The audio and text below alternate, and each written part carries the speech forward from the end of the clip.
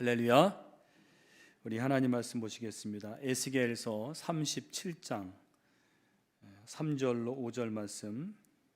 에스겔 37장 3절로 5절 말씀입니다.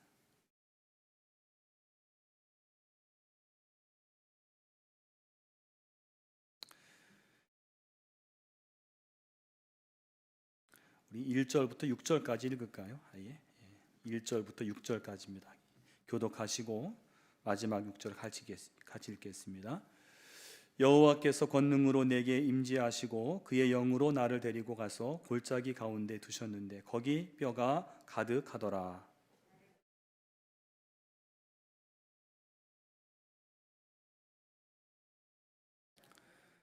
그가 내게 이르시되 인자야 이 뼈들이 능히 살 수 있겠느냐 하시기로 내가 대답하되 주 여호와여 주께서 아시나이다.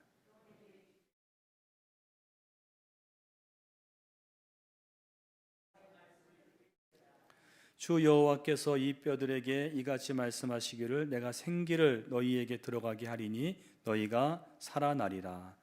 너희 위에 힘줄을 두고 살을 입히고 가죽으로 덮고 너희 속에 생기를 넣으리니 너희가 살아나리라. 또 내가 여호와인 줄 너희가 알리라 하셨다 하라. 아멘. 할렐루야. 오늘 이 자리에 오신 여러분들 환영합니다. 수요 치유의 신학에 우리가 아까 우리 기도했던 것처럼 여러분 말씀을 듣는 가운데 하나님의 말씀이 내 마음을 터치하고 또 그를 통해서 치유의 놀라운 역사가 있으시기를 간절히 축원합니다. 우리 옆에 분들과 인사하실 때 하나님의 말씀으로 은혜 받으시기 바랍니다. 서로 우리 축복하겠습니다. 말씀으로 은혜 받으시기 바랍니다.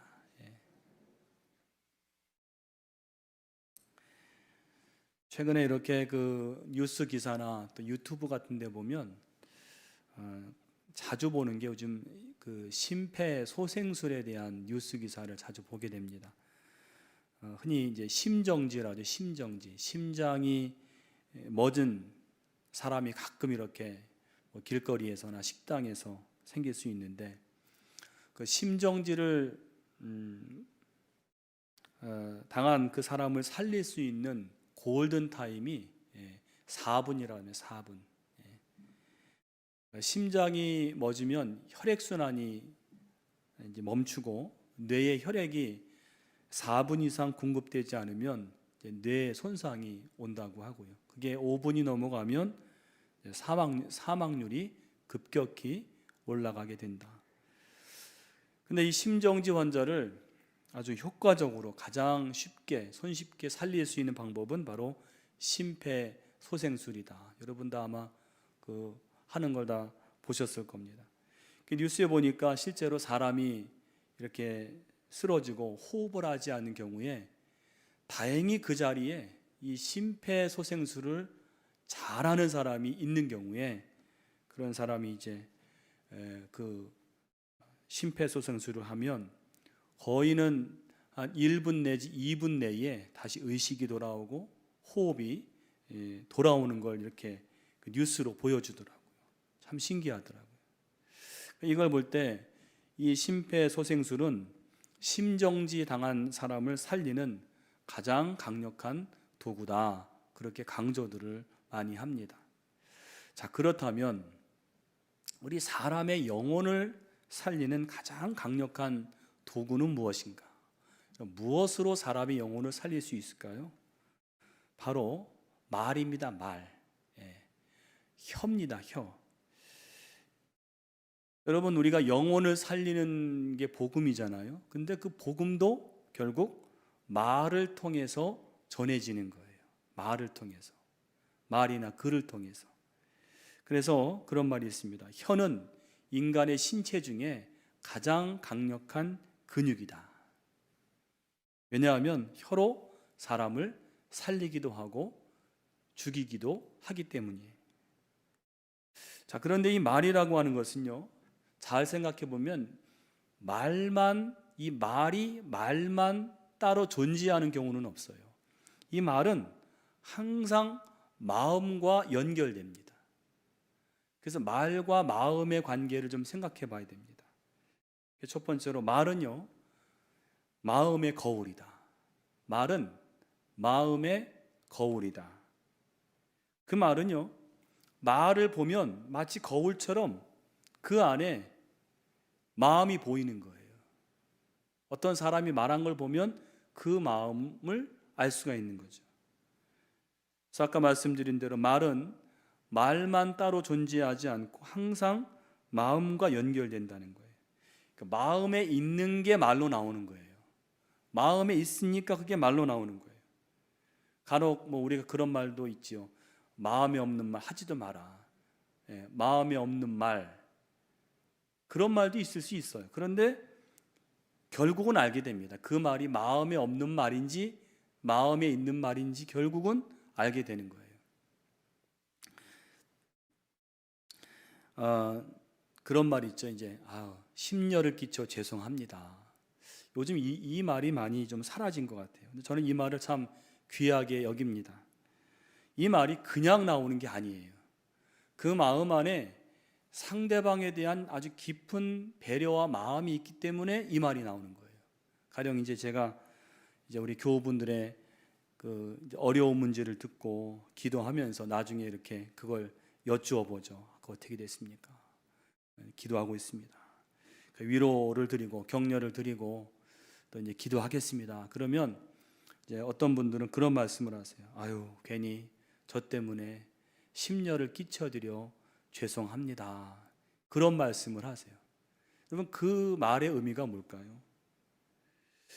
그 말은요, 사실 목사가 당연히 우리 교우분들의 그 어려운 문제를 놓고 생각하고 또 기도하고 해야죠. 그런데 그 목회자가 마음 쓰는 것에 대한 또 그 교우분의 배려입니다. 아유, 나 때문에 이렇게 마음을 쓰게 해드려서 참 송구하다. 그 마음이거든요. 근데 그 마음이 있을 때 그 말이 나오는 거예요. 내가 이 사람에게 이렇게 신경을 쓰게 해드린 게 참 송구하다. 나 아니어도 다른 일로 많이 바쁠 텐데 나 때문에 이 사람이 이런 마음을 쓰다니 얼마나 내가 좀 미안한가. 이 마음이 있을 때 그 사람에게 심려를 끼쳐 죄송합니다 라는 말이 나오는 거예요. 그냥 성숙한 말입니다. 그러니까 마음에 있으면 그 말이 나오는 거예요. 그래서 두 번째로 마음에 넘쳐나는 것을 입이 말하는 거예요. 우리 입이 말하는 것은 뭐냐? 마음에 넘쳐나는 게 입으로 나오는 거예요. 이게 라틴어 속담에 있다 그럽니다. 그런데 똑같은 말씀 마태복음 15장에 보면 거기에 여러분 예수님이 제자들과 함께 이렇게 길을 가시는데 바리새인 서기관들이 트집을 잡는 거예요. 예수님께 당신 제자들이 손도 씻지 않고 저 음식을 먹는다고 더럽지 않냐고. 그때 예수님께서 이제 말씀하신 게 뭐냐면 거기 말씀 우리 같이 읽어보겠습니다. 예수께서 이르시되 너희도 아직까지 깨달음이 없느냐? 입으로 들어가는 모든 것은 배로 들어가서 뒤로 내버려지는 줄 알지 못하느냐? 입에서 나오는 것들은 마음에서 나오나니 이것이야말로 사람을 더럽게 하느니라. 아멘. 여기 중요한 말은요, 여러분, 입으로 들어가는 것은 다 뒤로 나오지요. 그런데 입으로 들어가는 것은 뒤로 나오는데 입에서 나오는 게 있다는 거예요. 뭐가 나올까요? 입에서 나오는 것들은 마음에서 나온다. 마음에서. 예수님 말씀이에요. 이것이야말로 사람을 더럽게 한다. 그러니까 말은 이 마음에서 나오는 거예요. 그래서 세 번째로 말은 생각의 옷이자 마음의 그림이다. 생각이 말이란 옷을 입는 거죠. 그러니까 말로 생각을 치장할 수 있어요. 그런데 마음의 그림이다. 그 생각이 드러나게 돼 있는 겁니다. 또 말의 온도는 그 사람의 마음의 온도다. 이게 무슨 말이냐면 여러분, 같은 말이라도요, 같은 말인데도 어떤 사람이 하면 따뜻하게 들리고 어떤 사람이 하면 차갑게 들려요. 왜 그 차이가 납니까? 그건 마음의 온도의 차이라는 거예요. 마음이 정말 따뜻한 마음으로 그 말을 할 때 그 말이 따뜻하게 들리고, 그래서 말은 그 사람의 인격이다. 인격이다. 무슨 말이냐면 사람의 말 속에 인격이 묻어나는 거예요. 거기 제가 글을 적어놨는데요. 거기 보시면 말을 할수록 상대방과 마음의 벽을 쌓는 사람이 있는 반면에 말을 하는데 벽이 쌓여요. 소통이 되질 않아요. 그런데 어떤 사람은 말로써 그 벽을 허물고 교감의 문을 여는 사람이 있다. 또 말을 할수록 그 사람의 인격을 우러러보게 되는 그런 사람이 있는가 하면 말을 할수록 됨됨이가 의심스러워지는 그런 경우도 있다는 거예요. 이건 뭐 여러분 다 우리가 경험하는 거지 않습니까? 그러므로 여러분 우리가 이 말이라고 하는 것, 마음과 그렇게 깊은 연관이 있다는 거예요. 잠언 18장 4절에 보면 여러분 인격이 담긴 말은, 인격을 담은 말은 깊은 샘과 같습니다. 우리 잠언 말씀 같이 한번 읽어보겠습니다. 명철한 사람의 입의 말은 깊은 물과 같고 지혜의 샘은 솟구쳐 흐르는 내와 같으니라. 명철한 사람의 입의 말은 똑같은 말이 아니라 깊은 물과 같다. 깊은 샘에서 어쩌면 저런 말을 저렇게 하지. 그래서 여러분 요컨대 뭐냐면 좋은 말, 즉 우리가 지금 이제 축복에 대해서 배우고 있지 않습니까? 축복, 블레싱. 좋은 말을 위해서는요, 마음과 인격이 중요하다는 거예요. 그러니까 말만 좋은 말을 하려고 할 게 아니라 내 마음이 좋아야 되고 내 인격이 좋아야, 그래야 좋은 말이 나올 수 있다는 거예요. 그래서 우리가 애써야 되는 게 뭐냐면 마음 훈련을 하라. 마음을 훈련해야 합니다.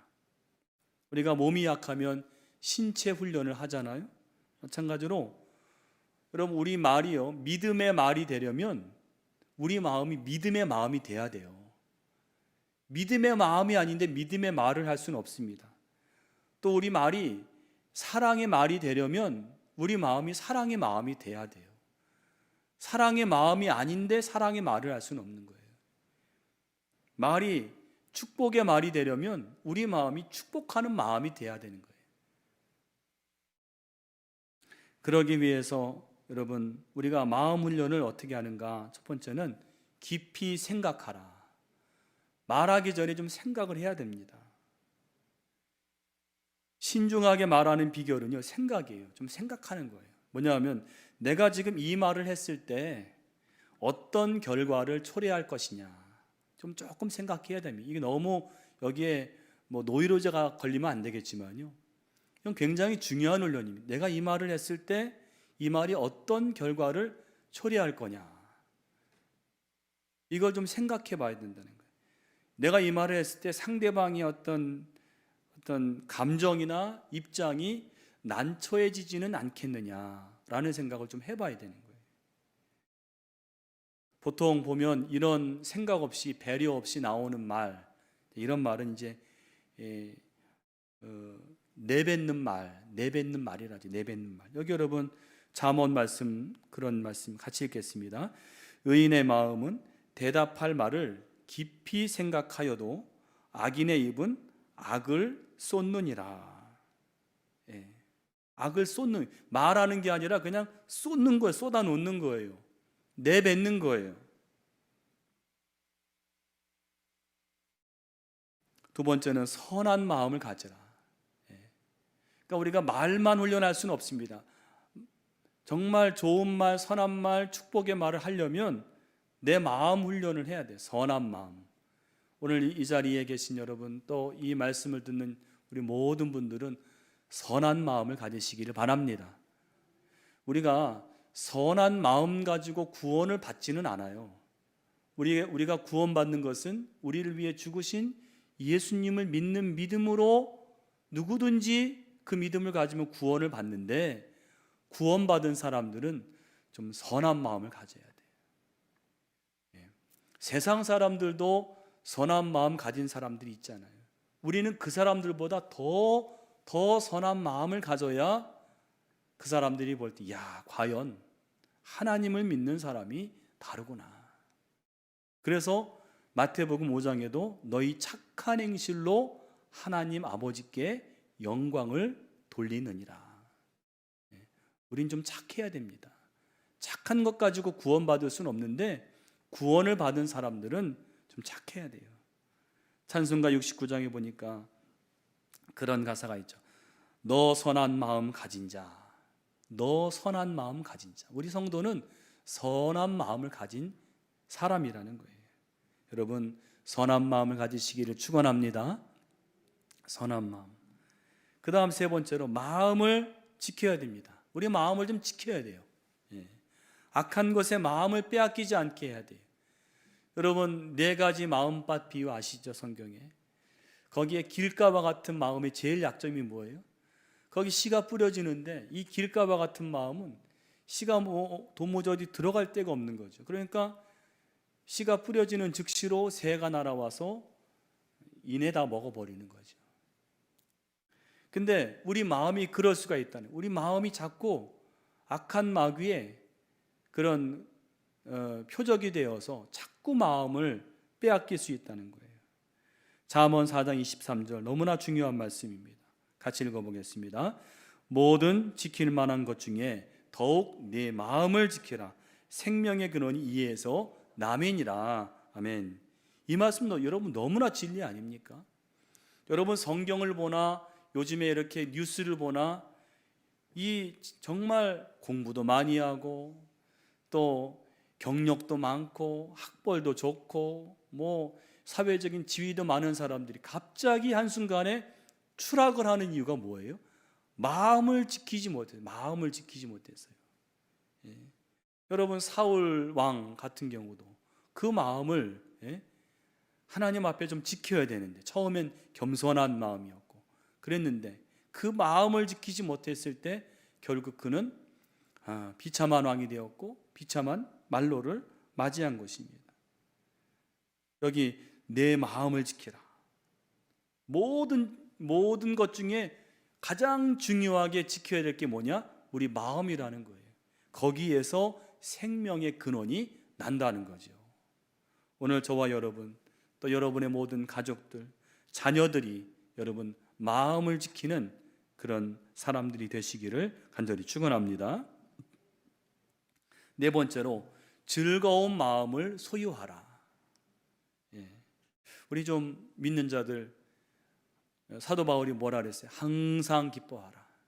쉬지 말고 기도하라. 범사에 감사하라. 즐거운 마음. 여러분 즐겁게 살아가시기를 축원합니다. 항상 기뻐하라. 잠언 말씀 같이 읽겠습니다. 마음의 즐거움은 얼굴을 빛나게 하여도 마음의 근심은 심령을 상하게 하느니라. 아멘. 마음의 즐거움. 즐거운 마음. 우리가 뭐 항상 즐거운 일만 있을 수는 없죠. 그러나 우리 주님을 생각할 때 나를 사랑하시고 나와 함께 하시고 나를 구원하시고 나를 풍성한 삶으로 인도하실 주님을 생각할 때 그 주님으로 말미암아 기뻐할 수 있는 우리 마음들이 되시기를 축원합니다. 다섯 번째로 긍정적인 시각을 가져라. 긍정적인 마인드. 요한복음 9장에 보면요, 거기에 이런 말씀이 있죠. 우리 같이 말씀 한번 읽어보겠습니다. 예수께서 길 가실 때 날 때부터 소경된 사람을 보신지라. 제자들이 물어 가로되 라삐여 이 사람이 소경으로 난 것이 네 죄로 인함이오니이까 자기 오니이까 그 부모 오니이까. 예수께서 대답하시되 이 사람이나 그 부모가 죄를 범한 것이 아니라 그에게서 하나님이 하신 일을 나타내고자 하심이라. 아멘. 길 가실 때 날 때부터 선천적으로 맹인인 소경인 사람이 있었어요. 근데 여러분 이 유대인들 제자들을 비롯한 유대인들은 어떤 생각이 있었는가 하면 날 때부터 소경된 사람은 뭔가 이 죄가 있기 때문에 이런 어려움을 당하지 않느냐, 그런 생각이 있었어요. 그래서 예수님께도 랍비요, 이 사람이 이렇게 소경으로 난 것이 누구 죄 때문입니까? 부모의 죄 때문입니까? 저 사람의 죄 때문입니까? 그러니까 이 사람들의 시각은, 유대인들의 시각은 이 부정적인 시각으로, 야, 저 무슨 죄를 많이 졌기 때문에 날 때부터 맹인된 거 아니냐, 그렇게 바라봤단 말이에요. 그러니까 말도 그렇게 나오는 거예요. 그런데 예수님은 뭐라고 그러시는가 하면, 이 사람이 이렇게 된 것은 그 사람의 죄나 그 부모의 죄가 아니라 하나님이 하시는 일을 나타내시기 위해서 이렇게 된 것이다. 이 소경으로 된 것을 통해 하나님이 뭔가 일을 하시기 위함이다. 그런 예수님은요, 전혀 다른 시각으로, 어떤 시각이? 긍정적인 시각이, 어떤 일이나 사물의 어두운 면이 아니라 밝은 면을 보는 거예요. 좋은 면을 보는 거예요. 그런 면으로 바라봤을 때 그 마음이 긍정적인 마음이 되어서 언어도 긍정적인 언어가 나올 수 있다는 거죠. 여러분들의 모든 삶을 돌아보실 때 하나님의 시각으로, 하나님의 시선으로 바라보시고 긍정적인 시각을 먼저 내 마음에 가질 수 있기를 간절히 바랍니다. 여섯 번째로, 예수의 마음을 가지라는 거예요. 예수님의 마음. 예수님의 마음. 더 쉽게 말해서 예수님이라면 어떻게 하셨을까? 여러분, 여기에 영어로 제가 What would Jesus do?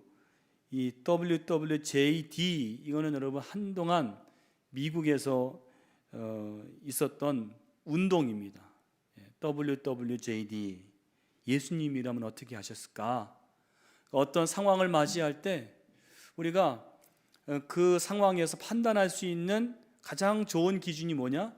야, 과연 내가 지금 이 당한 일에서, 내가 당한 이 상황에서 예수님이 나라면 어떻게 하셨을까?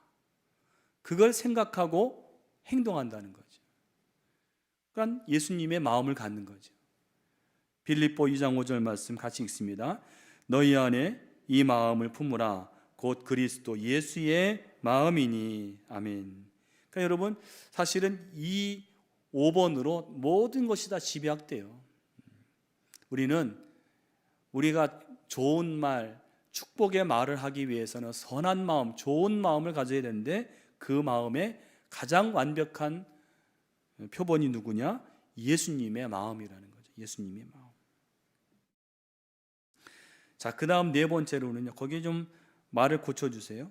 그 4번의 그 글자를 말 대신에 마음으로 고쳐주세요. 4번 말 대신에 마음. 마음은 표현되어져야 한다. 마음은 표현되어져야 한다. 잘못 표기가 됐습니다. 마음은 표현되어져야 한다. 여러분, 자, 지금까지 제가 이제 마음이 중요하다 그랬잖아요. 근데 다음으로 중요한 게, 그 마음도 중요한데 그 마음의 표현이 중요한 거예요.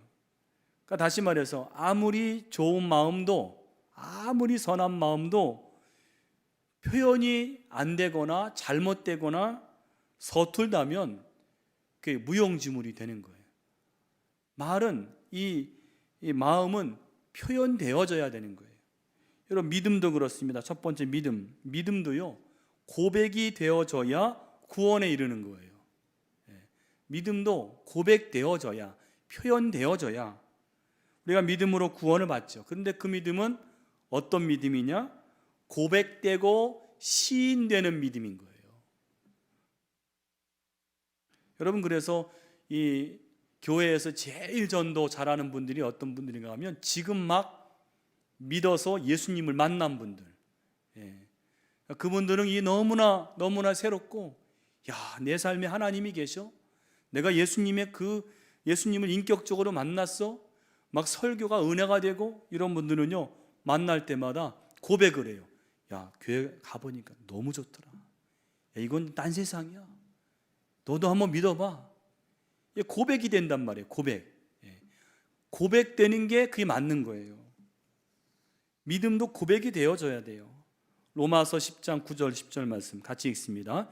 내가 만일 내 입으로 예수를 주로 시인하며 또 하나님께서 그를 죽은 자 가운데서 살리신 것을 내 마음에 믿으면 구원을 받으리라.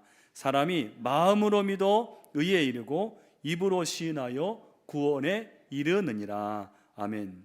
유명한 말씀이죠. 사람이 마음으로 믿어 의에 이르고 입으로 시인하여 구원에 이르느니라. 그러니까 믿음은 말로 표현해야 마음으로 믿은 게 완성이 되는 거예요. 여러분, 그러므로 우리가 우리의 믿음을 온전케 하는 방법이 뭔지 아십니까? 주님을 시인하고 증거하는 거예요. 아멘. 여러분, 그래서 우리가 전도는 예수님의 지상 명령이기 때문에 하기도 해야 되지만은 우리의 믿음을 완성하는 거예요.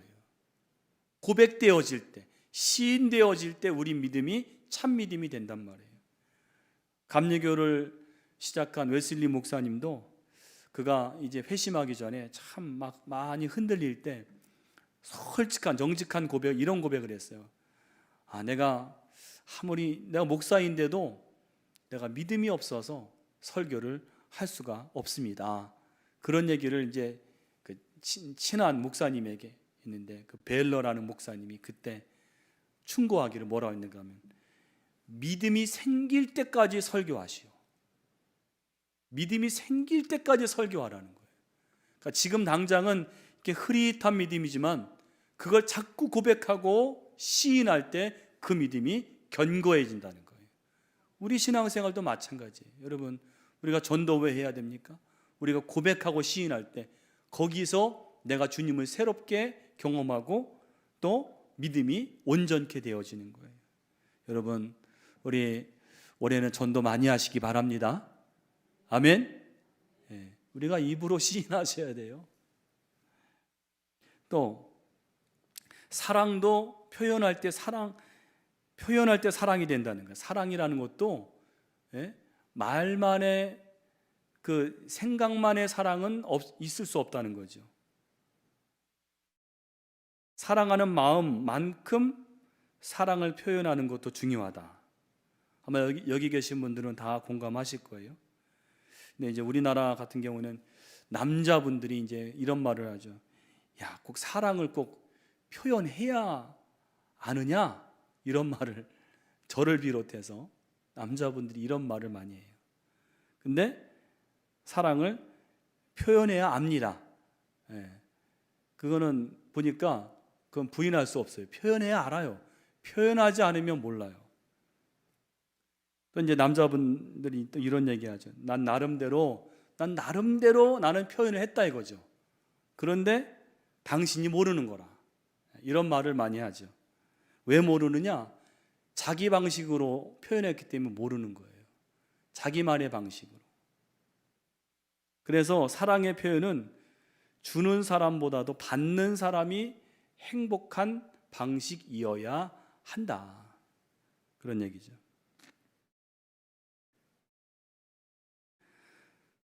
이거 우리 신앙에 적용하면 우리가 여러분 하나님을 찬양할 때도요. 여러분, 찬양은 누굴 찬양하는 거예요? 하나님을 찬양하는 거예요. 그러면 하나님을 기쁘시게 하려고 그러면 최선을 다해 찬양해야 돼요. 찬양을 하는 둥 마는 둥 하면 안 돼요. 여러분, 우리 주일에 우리는 정통 예배라서 좀 이렇게 좀 의식적이고 이렇게 좀 어떤 면에서 엄숙해 보이지만은, 그러나 찬양은 마음을 다해서, 왜? 하나님이 좀 아시도록, 하나님 내가 이 정도로 하나님을 사랑해요. 내 목소리를 높여서. 그래서 여러분, 교동문 같은 경우도요. 교동문도 제가 여러분 교동문 할 때 제가 톤을 좀 높입니다. 목소리 깔지 않아요. 왜요? 내가 하나님 앞에 드리는 건데요. 그 유대인들은 성경 읽을 때 이렇게 그 음조가 있습니다. 그 하나님께 드리는 거기 때문에. 여러분, 하나님께 예배할 때 어떤 찬양이든, 뭐 복음성가든 이 찬송가의 찬양이든, 여러분 뜨거운 마음으로 하나님이 좀 아시도록, 내 마음을 좀 느끼시도록 그렇게 뜨겁게 찬양하시기를 간절히 축원합니다. 저는 우리 성가대가 이렇게 성가 찬양할 때 보면 그 목소리뿐만 아니라 막 온 마음을 다해서 찬양하는 그 모습에 은혜가 되는 거예요. 사람이 봐도 그렇게 좋은데 하나님이 보시면 또 얼마나 좋으시겠습니까? 그 다음에 세 번째, 축복도 훈련이 필요하다는 거예요. 여러분, 이제 미국 여행하다 보면 미국 사람들이 잘 쓰는 말이 God bless you. 이 언제 쓰죠? 아시죠? 재채기를 하면 God bless you. 그러니까 모르는 사람이 이렇게 엘리베이터에 탔는데 이제 재채기를 이제 물론 입을 막고 해야겠죠. God bless you. 낯선 사람인데도. 그러니까 이게 보면 참 미국이란 나라가 뭐 좀 부정적인 것도 있지만 이런 건 참 축복을 생활화하는 거예요. 낯선 사람인 God bless you. 재채기 한번 했는데 이게 이제 이 유래가 있는데 옛날에 유럽에서 흑사병이 유행할 때 이 재채기가 흑사병의 초기 증상이었대요. 그랬을 때 이제 그 불치병 환자를 두고 이렇게 축복하는 거죠. 긍정적인 말로 하나님 당신을 축복하시기 바랍니다. 이게 유래가 되어서 서양 문화에서는 재채기를 할 때 God bless you. 또 미국인들이 가장 많이 쓰는 말이 뭐냐면 Thank you. 그리고 You're welcome. 이 말을 얼마나 많이 쓰는지 몰라요. 조그만 호의나 친절해도 Thank you. 또 그 말을 하면 You're welcome. 그러니까 왜 이 사람들이 이렇게 많이 쓰나 했더니 한 번은 제가 그 교회학교 보니까 교회학교 교사들이 아이들에게 간식을, 아주 어린 유아들 4살, 5살 되는 유아들에게 간식을 주는데 간식을 주면서 계속 물어봐요. 뭐라고 말해야 되지? 뭐라고 말해야 되지? 이거를 얘가 말을 하기까지 물어봐요. 그 아이 입에서 Thank you가 나오면은 그걸 You're welcome. 그러니까 어렸을 때부터 이걸 얼마나 연습하는지 몰라요. 그러니까 훈련, 그러니까 이런 것들은 우리도 좀 본받아야 됩니다. 이 축복도 훈련을 해야 돼요. 생활화가 돼야 돼요. 여러분 로마서 12장 14절 같이 한번 읽어보겠습니다. 너희를 박해하는 자를 축복하라. 축복하고 저주하지 말라. 여러분 박해하는 자를 축복하는 게 얼마나 어려워요. 이게 보통 일입니까? 나한테 잘해주는 사람도 축복하기가 쉽지 않은데 나를 박해하는 자를 축복하는 것은 이거는 엄청나게 축복을 훈련한 사람만이 알 수 있는 거예요. 박해하는 자에게까지 축복하기까지 축복을 훈련하라는 거예요. 여러분 올해는 축복을 훈련하시기 바랍니다. 여러분 가족들 만날 때, 자녀들 만날 때, 또 손주들 만날 때, 손주들은 너무 좋잖아요. 손주들은 축복하기가 너무 좋잖아요. 하여튼 뭐 축복은 돈도 안 들지 않습니까? 하나님의 말씀에 빌어서 그냥 축복하세요. 자, 2가지 차원으로 축복을 훈련해야 됩니다. 첫 번째는 현재를 위한 축복의 훈련이에요. 현재. 무슨 얘기냐면 그 사람의 현재 상태를 그냥 인정하고 관심을 기울이라는 거예요. 여러분 말은 우리 마음의 표현이라고 했는데 그렇다면 내 마음을 그 사람에게 기울이고 그냥 그 사람 있는 그대로를 내가 인정하는 거예요. 누군가를 축복할 때 그 사람에 대해서 내 눈에 보이고 사실인 점을 표현하는 거죠. 자, 그래서 몇 가지 예를 들어드리면, 자, 아이에게요. 여러분 조그마한 아이들도요, 엄마 아빠한테 배워서 남을 배려하거나 이런 게 있어요. 간식을 양보하거나, 뭐 어떤 경우는 아이가 다 나오기까지 문을 잡아주는 경우도 있어요. 이건 굉장한 배려입니다. 그럴 때 아이에게 야, 넌 정말 친절하고 남을 배려할 줄 아는구나. 이런 말을 해주는 것과 안 해주는 것. 해주면 그 아이가 나는 그 친절을 베푸는 사람이구나 라는 것을 알게 되는 거예요. 또 요즘에 편의점 이런 데 가면 굉장히 불친절하고 기계적인데 간혹가다 아주 정말 명랑하게 손님을 맞이하는 경우에 참 명랑하네요. 여기서 물건을 사면 참 기분이 좋으네요. 이런 말들. 여러분, 우리 그리스도인들이 요즘에 이런 말들 잘 안 하잖아요. 그런데 우리 그리스도인들이 이런 기회를 포착을 해서 이런 말을 해준다면 그 사람이 저분은 어떻게 저렇게 말을 나에게 참 축복의 말을 하지? 나중에 알고 보니까 교회 다니시는 분이네. 또 종업원에게 열심히 정말 성심껏 일하는 종업원에게 참 당신 부지런하고 참 성실합니다. 당신의 참 고마워요. 당신 우리 회사 보물입니다. 이렇게 인정해 주는 거.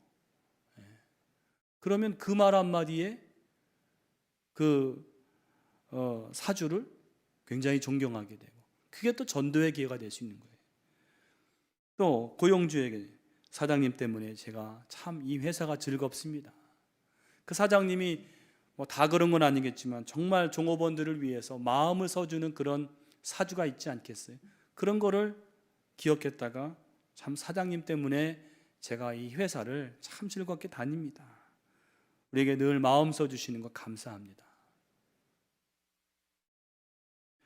또 아내와 남편에게 당신이 이렇게 나에게 마음을 써줘서 내가 참 힘이 됩니다. 힘이 난다고. 여러분, 사실 이게 우리가 다 할 수 있는 것들인데 많이 못하잖아요. 그죠? 왜 못하느냐? 마음들이 없는 게 아니라 이걸 훈련을 안 하기 때문에 없는 거예요. 그래서 우리가 오늘 이 자리에서 좀 배운 분들만이라도 좀 훈련을 할 수 있기를 바랍니다. 한번 질문해 보세요. 최근에 가족이나 교우에게 그가 주목받을 만한 것, 또 아주 좋고 바람직한 것을 내가 얘기해 준 적이 있는가? 또 내가 그런 얘기를 들은 적이 있는가? 한번 생각해 보시고요. 또 현재의 축복은 뭐냐면 두 번째로 특별히 그 사람이 현재의 상태 가운데 긍정적인 면에 관심을 기울여라. 여러분, 사람에게는 누구에게나 좋은 것, 또 옳은 것이 있는 동시에 나쁜 것, 부족한 것이 함께 있죠. 근데 보통 우리가 살아갈 때 보면 어떤 사람에 대해서 무엇에 관심을 기울입니까? 후자, 좀 안 좋은 거, 부족한 것에 우리가 관심을 기울일 때가 많잖아요. 근데 축복하는 훈련은 뭐냐면 후자보다는 전자에, 그 사람이 잘하는 거, 좋은 거, 귀한 것에 관심을 기울이는 거죠. 여러분, 예수님이 사마리아에 가셨을 때 수가성 여인을 만났을 때 수가성 여인은요, 그에게는 가장 크게는 깊은 상처가 있어요. 남편을 5이나 다 보내고 지금 남편도 내 남편이라고 할 수 없는 그런 깊은 상처가 있는데 예수님 다 아시죠? 그런데 예수님 그걸 먼저 얘기하신 게 아니라 그 여자에게는 영적인 목마름이 있었어요. 귀한 거죠. 영적인 목마름. 그러니까 처음에 뭘 말씀하시는가 하면 여자에게 나에게 좀 물을 주시오. 그 여자가 당신은 유대인 남자인데 나에게 물을 달라고 하냐고. 그랬더니 하시는 말씀이 당신이 내가 물 좀 달라 하는 사람이 누구인 줄 알았더라면 그에게 생수를 구했을 것이요. 그러니까 이 여자가 버뜩 귀가 뜨여서 그런 물을 나에게 달라고. 영적인 목마름을 가진 여인이. 그러니까 그 여자의 긍정적인 면으로 먼저 출발을 했단 말이에요. 그러니까 그 여자를 정죄하지 않고 축복하실 수 있었다는 것입니다. 그 다음에 세 번째로는 다른 정체성을 알려주라. 여러분, 지난 시간에 우리가 고린도 교회 잠깐 얘기를 했네요. 여러분, 고린도 교회는 교회 중에서 아주 문제의 종합 선물 세트입니다. 문제가 너무너무 많았어요. 분쟁의 문제, 또 그 안에 우상 숭배, 음란의 문제, 근친상간 이런 것도 있었고. 근데 그 교회 편지할 때 이 사도 바울이 서두에서 먼저 축복하고 감사하는데 제일 먼저는 뭐라는가 하면 그 고린도 교인들의 정체성에 대해서 알려주는 거예요. 한번 같이 읽어보겠습니다. 고린도에 있는 하나님의 교회 곧 그리스도 예수 안에서 거룩하여지고 성도라 부르심을 받은 자들과 또 각처에서 우리의 주 곧 그들과 우리의 주 되신 예수 그리스도의 이름을 부르는 모든 자들에게 하나님 우리 아버지와 주 예수 그리스도로부터 은혜와 평강이 있기를 원하노라. 아멘. 이게 뭐냐면, 자 고린도 교인들아, 너희는 누구냐? 너희는 그리스도 예수 안에서 거룩해진 성도다. 너희는 누구냐? 우리 주 대신 예수 그리스도의 이름을 부르는 자들이다. 그러니까 그 사람들의 지금 야단 맞아야 돼요.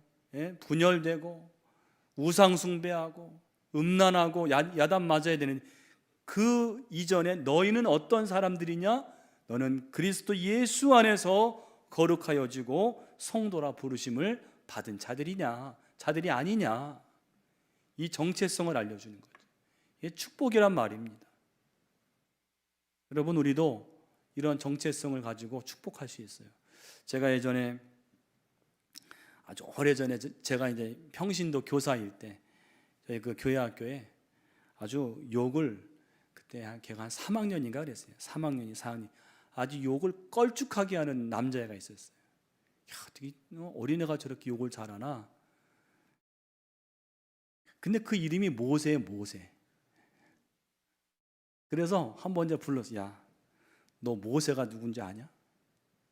모세를 설명해 줬어요. 모세는 이 성경의 구약에서 제일 위대한 사람이고, 그 사람이 사람들을 그렇게 이끌었고, 그 민족의 지도자고, 얼마나 대단한, 야, 근데 너 모세라는 이름을 갖고 그렇게 맨날 욕을 하면 사람들이 뭐라고 생각하겠냐? 네가 가진 모세라는 이름의 이가 얼마나 값진 이름인가를 알려주고, 너 그렇게 앞으로 욕하면 되겠냐? 내가 깨달은 게 있는지요. 그 다음부터 제 앞에서는 욕을 안 해요. 여기 줄더라고요. 여러분, 우리 자녀들에게, 여러분 손주들에게도 이거 알려주셔야 돼요. 너는 누군지 아냐? 너는 하나님의 택하신 백성이야. 하나님이 특별히 부르신 사람이야. 하나님의 자녀야. 이거를 알려주셔야 돼요. 그것이 축복이 된다는 거죠. 그 다음 두 번째로 미래를 위한 축복입니다. 미래를 위한 축복은 뭐냐면 그 사람이 가진 가능성을 보고 그걸 표현해 주는 거예요.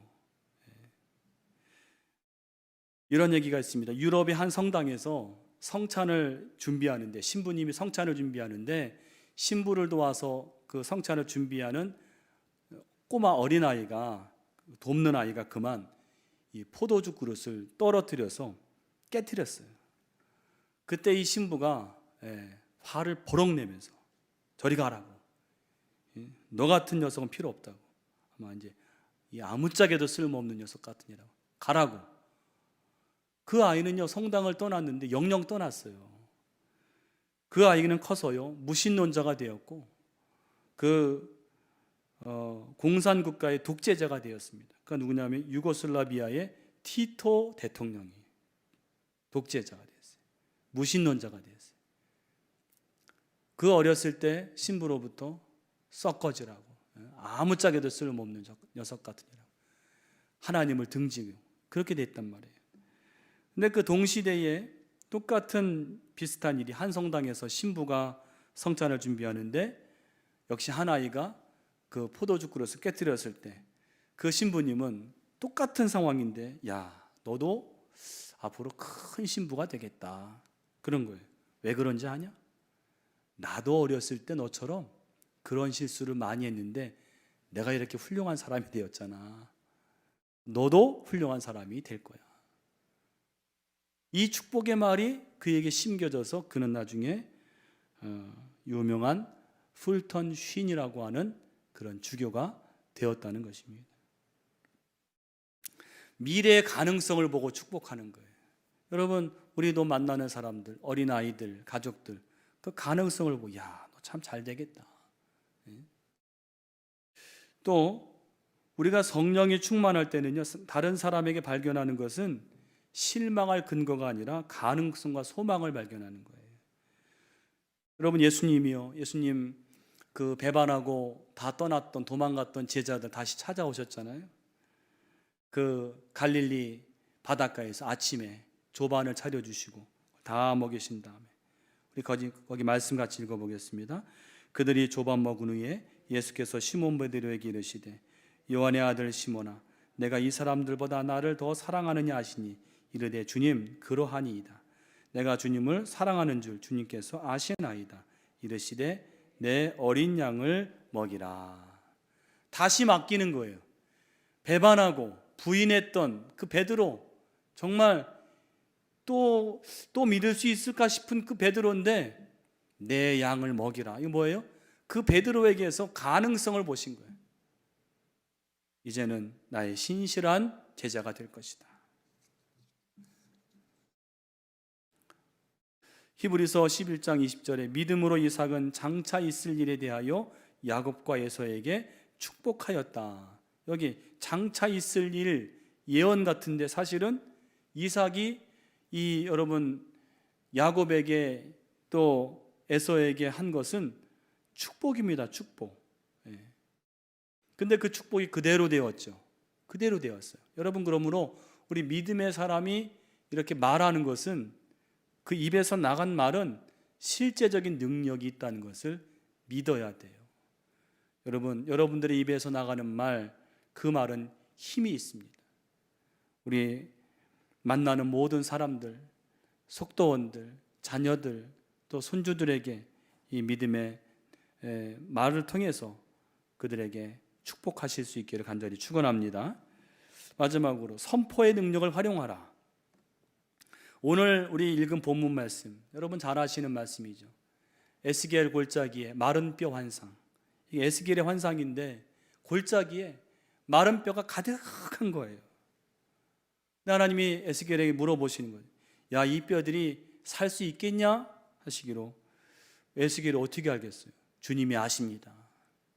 그랬을 때 하나님께서 뭐라고 그러시냐? 야, 이 뼈에게 대언하여 말씀하여 이르기를 너희 마른 뼈들아 여호와의 말씀을 들을지어다. 그리고 내가 생기를 너희에게 들어가게 하리니 너희가 살아나리라. 여러분, 마른 뼈라고 하는 것은 완전히 말라서 이거는 소생 가능성이 전혀 제로인 그런 대상을 의미하는 거예요. 여러분, 우리도 살아갈 때 보면 어떤 상황이 있습니까? 아무 가능성이 보이지 않고 온통 사방이 막히고 절망이 되는 그런 상황이 있잖아요. 그게 바로 마른 뼈의 상황이에요. 마른 뼈. 근데 하나님께서 오늘 에스겔에게 뭐라 그러세요? 그 마른 뼈들에게 말씀을 대언하라. 말씀을 들려주라는 거예요. 여호와의 말씀을 들려주라. 여러분, 오늘 우리의 삶에 마른 뼈와 같은 상황이 있을 때 우리가 이 말씀에 근거해서 뭘 해야 되는가 하면 하나님의 말씀을 그 상황에 선포하라는 거죠. 여러분, 마른 뼈를 축복하면 뭐가 되겠어요? 그런데 하나님께서는 그 말씀을 들려주고 축복하라는 거죠. 그랬을 때 나중에 여러분 그 마른 뼈가 살이 붙고 힘줄이 생기고 나중에 말씀 보면 큰 군대가 되었다는 거예요. 여러분, 오늘 이 말씀이 그대로 우리의 가정에, 우리의 교회에 임하시기를 간절히 축원합니다. 우리의 상황, 마른 뼈와 같은 상황, 내 상황, 우리 가정의 상황, 또 우리 교회의 마른 뼈와 같은 것들이 혹시 있을 수 있다면 거기에 여호와의 말씀을 선포하는 거예요. 그게 바로 축복입니다. 여러분, 하나님의 말씀을 들을 때 그 말씀 붙들고 그 말씀을 내 가정에, 내 자녀들에게, 내가 만나는 사람들에게 고백하고 선포하고 이렇게 될 줄로 믿습니다. 그렇게 믿음으로 나아가시는 우리 모두가 되시기를 간절히 축원합니다.